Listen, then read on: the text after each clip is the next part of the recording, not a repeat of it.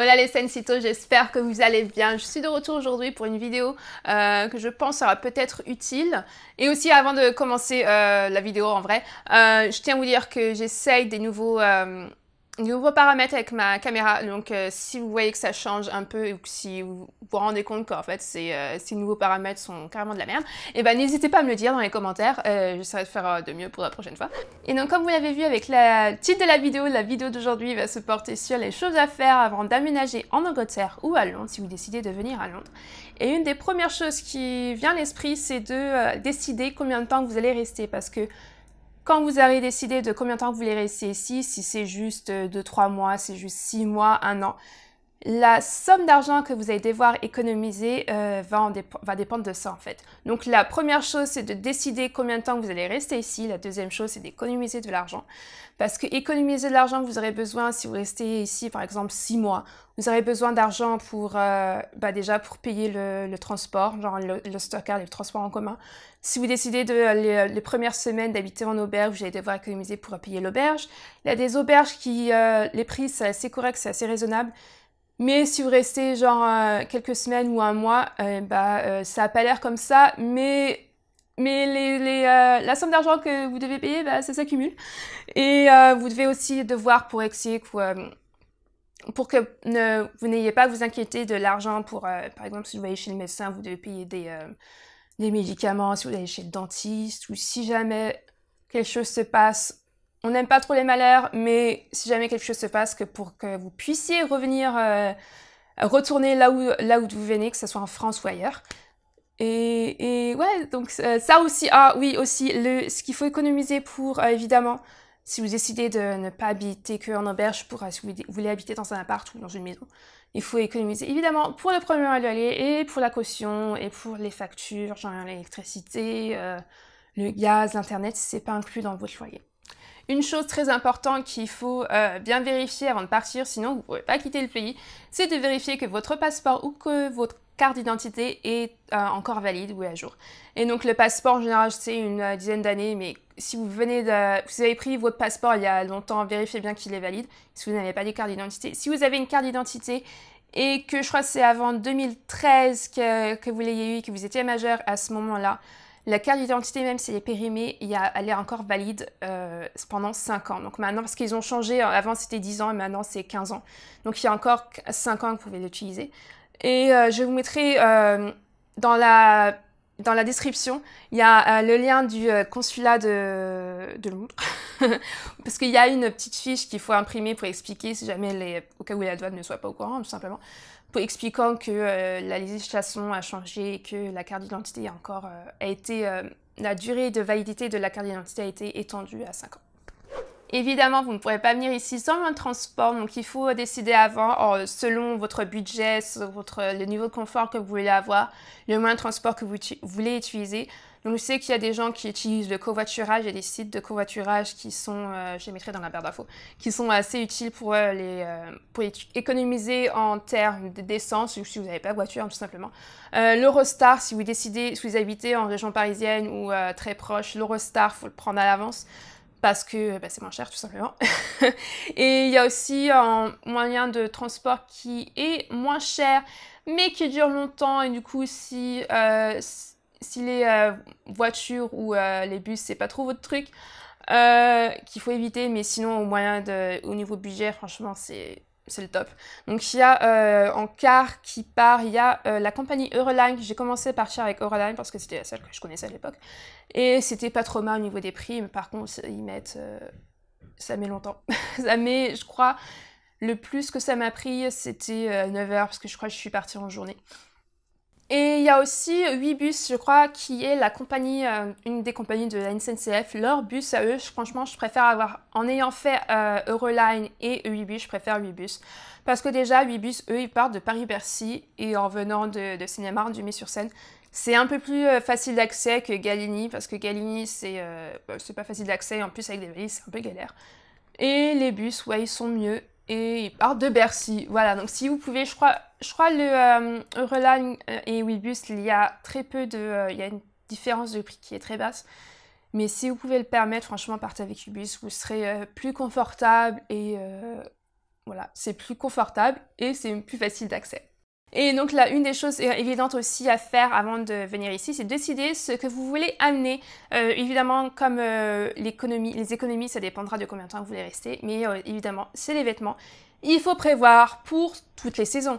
Que vous décidez de rester juste en hiver, que ce soit printemps ou été, ou même automne, il faut prévoir pour toutes les saisons. Cette année, on a un été franchement plutôt pas mal, qui fait assez chaud, parce que réchauffement climatique, mais il faut quand même prévoir parce qu'il pleut. Souvent, enfin pas se mentir, vous savez vous-même, si vous voulez habiter ici, il pleut. Des fois, il va pleuvoir 5 minutes, il va faire tout gris, et une demi-heure plus tard, il va faire plein soleil, il va faire super chaud. Donc il faut vraiment prévoir des vêtements d'été, d'hiver, d'automne, et des vêtements légers, des vêtements chauds.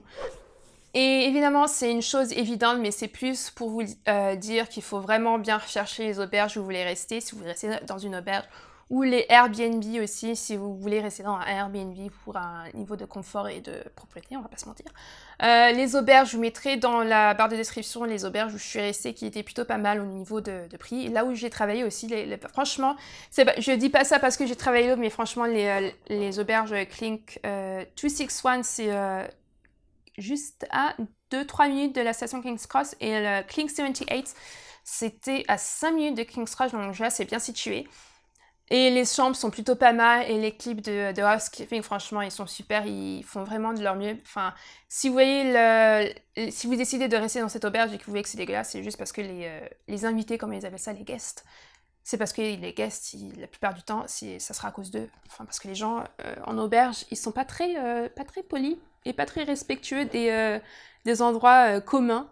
Mais franchement, ouais, donc recherchez bien les auberges, regardez les avis aussi par rapport au prix, et les avis par rapport à l'état des auberges, que oui, parfois, la plupart du temps, c'est à cause des gens qui y restent, mais ça peut être aussi parce que les auberges n'ont rien à faire des états de leur auberge, tout simplement. Et aussi par rapport là où c'est situé, que ce soit Airbnb ou auberge, faites bien attention là où c'est situé, parce que si c'est à l'autre bout de Londres et que vous avez déjà trouvé du travail quand vous êtes habité à l'auberge et que vous devez aller travailler dans le centre de Londres, et pas l'Oyster Card va vous coûter une blinde. Donc faites bien vraiment attention où sont situés votre Airbnb et les auberges. Et une chose qui peut être utile avant d'aménager en Angleterre ou à Londres, si vous décidez d'habiter à Londres, faire des recherches sur les quartiers à habiter, pour que ce soit pour savoir s'ils sont sympas à vivre.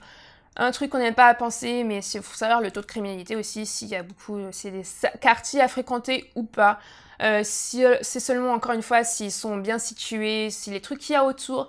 Par exemple, moi, quand j'ai aménagé ici en Angleterre pour la première fois, j'ai essayé de regarder vite fait sur Google s'il y avait des trucs. Enfin, c'est par rapport à mes cheveux, en fait, parce qu'il me faut des produits bien spécifiques, pardon, parce que mes cheveux, c'est des cheveux crépus, et il faut que je sache s'il y a autour, là où j'habite, ou pas très loin, en tout cas, s'il y a des magasins avec des produits pour des cheveux comme ça. Et aussi par rapport au prix des loyers, les prix des loyers selon où vous habitez, évidemment, ça ne seront pas les mêmes si vous habitez à Londres. Les loyers forcément seront plus chers que si vous habitez à Milton Keynes ou à Brighton. Selon les quartiers à Londres, si vous habitez au centre de Londres, forcément les loyers seront super chers. Si vous habitez au nord de Londres comme moi, les loyers sont un peu moins chers, que ce soit au sud ou à l'est aussi. Il y a des quartiers évidemment selon les zones qui sont un peu plus chers que d'autres. Donc ouais, il faut vraiment faire des recherches par rapport à ça aussi.